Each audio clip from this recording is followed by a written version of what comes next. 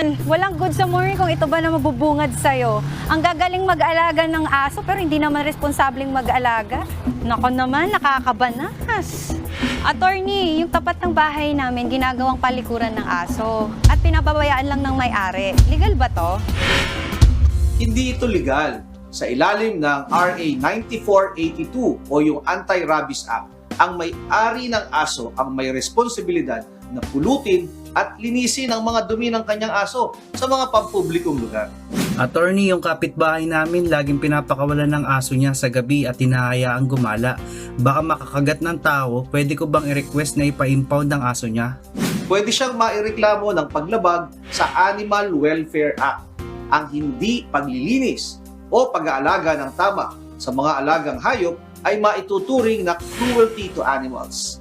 Attorney, maraming aso ang kapitbahay namin. Sa dami ng kanyang alaga, minsan hindi niya na ito nalilinisan at umaling aso ang amoy. Pwede ko ba siyang ireklamo?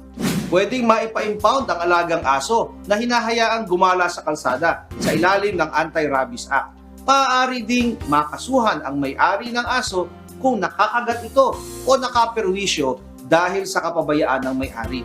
Kung hindi babayaran ang nagastos ng biktima na nakagat ng aso, ay maaaring maparusahan ang may-ari nito ng multa na halagang 25,000 pesos. Kung kayo ay may nais isang guni sa inyong lingkod, i-follow lang ang aking Facebook account.